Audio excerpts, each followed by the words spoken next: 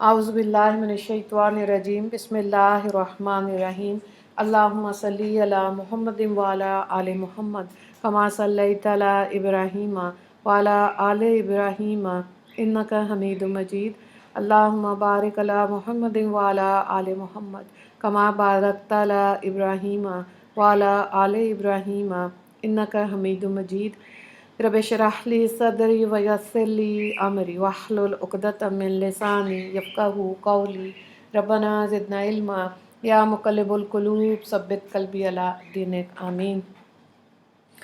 10 अनवानात के तहत इस्लामी तालीमात 14 शअबान। अनवान नंबर 1 इस्लामी तारीख़ हज़रत सुराक़ा बिन मालिक। हज़रत सुराक़ा बिन मालिक मक्का मुकर्रमा के करीब कदीम नामी गाँव के रहने वाले थे। हजूर सल्लल्लाहु अलैहि वसल्लम और अबू बकर रज़ी अल्लाह ताला अन्हु जब मक्का से मदीना हिजरत कर रहे थे उस वक्त उन्होंने ही पकड़ने के लिए पीछा किया था, लेकिन अल्लाह की मदद से सुराक़ा के घोड़े के पैर धंस गए। उन्होंने हजूर सल्लल्लाहु अलैहि वसल्लम से माफ़ी मांगी। आप सल्लल्लाहु अलैहि वसल्लम ने माफ़ कर दिया और फरमाया, तुम इस वक्त कैसे लगोगे जब तुम कसरा के कंगन पहनोगे। सुराक़ा ने हजूर सल्लल्लाहु अलैहि वसल्लम के पीछा करने वालों को वापस करने का वादा किया। वापसी में तमाम कुफ़ार को बहाना बनाकर रोक दिया। जब इसको यकीन हो गया कि हजूर सल्लल्लाहु अलैहि वसल्लम और अबू बकर रज़ी अल्लाह ताला अन्हु मदीना पहुँच गए होंगे तो लोगों को अपना वाक़या बताया। अबू जहल इस पर सख्त खफा हुआ। हज़रत सुराक़ा एक अच्छे शायर थे। बरमला उन्होंने शेर में जवाब दिया कि ए अबू जहल, अगर तू मेरी जगह होता तो तुझे मालूम हो जाता कि मोहम्मद एक सच्चे रसूल है, जिनके पास खुली हुई निशानी है, इनकी बराबरी कौन कर सकता है। जब मक्का फ़तह हुआ तो हज़रत सुराक़ा ने हजूर सल्लल्लाहु अलैहि वसल्लम की खिदमत में हाज़िर होकर इस्लाम कबूल किया। हज़रत उमर रज़ी अल्लाह ताला अन्हु के ज़माने खिलाफत में कसरा का ख़जाना आया तो हज़रत उमर रज़ी अल्लाह ताला अन्हु ने हज़रत सुराक़ा रज़ी अल्लाह ताला अन्हु को कसरा का लिबास, ताज और कंगन पहनाए। अल्लाह अकबर। तो सारे मुसलमानों ने अल्लाह अकबर की आवाज़ लगाई और कहा कि आज हजूर सल्लल्लाहु अलैहि वसल्लम की पेशन गोई हू बहू पूरी हो गई। हज़रत सुराक़ा रज़ी अल्लाह ताला अन्हु का इंतकाल हज़रत उस्मान रज़ी अल्लाह ताला अन्हु की खिलाफत में 24 हिजरी में हुआ। अनवान नंबर 2 हजूर सल्लल्लाहु अलैहि वसल्लम का मोजज़ा, पत्थर का हजूर सल्लल्लाहु अलैहि वसल्लम को सलाम करना। रसूलुल्लाह सल्लल्लाहु अलैहि वसल्लम नबूवत के बाद फरमाया करते थे, मैं मक्का के इस पत्थर को अभी भी जानता हूँ जो मुझे नबूवत से पहले सलाम किया करता था।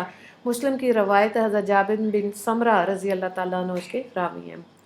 अनवान नंबर 3 एक फ़र्ज़ के बारे में पाँचों नमाज़ों की पाबंदी करना। रसूलुल्लाह सल्लल्लाहु अलैहि वसल्लम ने फरमाया, जो शख्स 5 फ़र्ज़ नमाज़ों की पाबंदी से पढ़ता है वो अल्लाह ताला की इबादत से गाफिल रहने वालों में शुमार नहीं होता। इब्न खुज़ैमा की रवायत है। हज़रत अबू हुरैरा रज़ी अल्लाह ताला अन्हु उसके रावी हैं। अनवान नंबर 4 एक सुन्नत के बारे में रहमत तलब करने की दुआ। दीन पर या किसी नेक काम पर जमे रहना और रहमत हासिल करने के लिए इस दुआ का एहतमाम करना चाहिए। रब्बना ला तुज़िग़ क़ुलूबना बअद इज़ हदैतना व हब लना मिन लदुनका रहमा इन्नका अंतल वहाब। तर्जुमा, ए हमारे परवरदिगार, हमें हदायत देने के बाद हमारे दिलों को मत फेरिए और अपनी तरफ से हमें रहमत अता फरमाइए, बेशक आप ही सब कुछ देने वाले हैं। सूरह आल इमरान आयत नंबर 8। अनवान नंबर 5 एक अहम अमल की फ़जीलत, तलावत कुरान की फ़जीलत। रसूलुल्लाह सल्लल्लाहु अलैहि वसल्लम ने फरमाया, नमाज में कुरान शरीफ की तलावत बग़ैर नमाज की तलावत से बेहतर है और बग़ैर नमाज के तलावत कुरान सुबहान अल्लाह और अल्लाह अकबर की तस्बीह पढ़ने से अफजल है।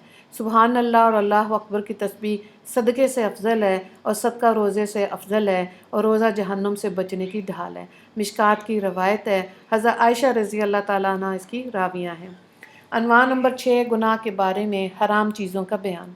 कुरान में अल्लाह ताला फरमाता है, तुम पर मरा हुआ जानवर, खून और खंजीर का गोश्त हराम कर दिया गया और वो जानवर भी जिस पर ज़िबा करते वक्त अल्लाह के अलावा किसी दूसरे का नाम लिया गया हो। सूरह माइदा आयत नंबर 3। अनवान नंबर 7 दुनिया के बारे में दुनियावी ज़िंदगी की हकीकत। कुरान में अल्लाह ताला फरमाता है, तुम खूब जान लो कि दुनियावी ज़िंदगी बचपन में खेल कूद और जवानी में ज़ेब व ज़ीनत और बाहम एक दूसरे पर फ़ख्र करना, बुढ़ापे में माल और दौलत में एक दूसरे से अपने आप को ज़्यादा बताना। सूरह हदीद आयत नंबर 20।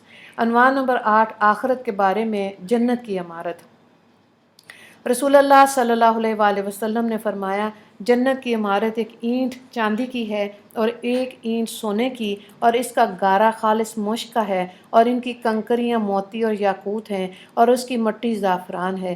ترمذی کی روایت ہے، حضرت ابو ہریرہ رضی اللہ تعالیٰ عنہ اس کے راوی ہیں۔ عنوان نمبر 9، طب نبوی سے علاج، پچھنے اور مہندی سے علاج۔ رسول اللہ صلی اللہ علیہ وآلہ وسلم سے جب کوئی سر میں درد کی شکایت کرتا تو آپ صلی اللہ علیہ وآلہ وسلم فرماتے کہ تم پچھنے لگاؤ، اور جب کوئی پاؤں کے درد کی شکایت کرتا تو فرماتے کہ تم مہندی لگاؤ۔ ابو داؤد کی روایت ہے، حضرت سلمہ رضی اللہ تعالیٰ عنہ اس کے راوی ہیں۔ عنوان نمبر 10، نبی صلی اللہ علیہ وآلہ وسلم کی نصیحت۔ رسول اللہ صلی اللہ علیہ وآلہ وسلم نے فرمایا، 3 گناہ ایسے ہیں جو سب سے پہلے وجود میں آئے، لہٰذا ان سے بچو۔ 1، تکبر سے بچو، اس لیے کہ تکبر ہی نے شیطان کو حضرت آدم علیہ السلام کا سجدہ کرنے سے روکا تھا۔ 2، حرص، لالچ سے اپنے آپ کو بچاؤ، اس لیے کہ حرص ہی نے حضرت آدم علیہ السلام کو درخت کے پھل کھانے پر ابھارا تھا۔ 3، حسد سے بچو، اس لیے کہ آدم کے ایک بیٹے نے دوسرے بیٹے کو حسد میں قتل کر دیا تھا۔ حضرت عبداللہ بن مسعود رضی اللہ تعالیٰ عنہ اس کے راوی ہیں۔ وآخر دعوانا ان الحمد للہ رب العالمین۔ اللہم اغفر للمسلمین والمسلمات والمؤمنین والمؤمنات۔ السلام علیکم ورحمۃ اللہ وبرکاتہ۔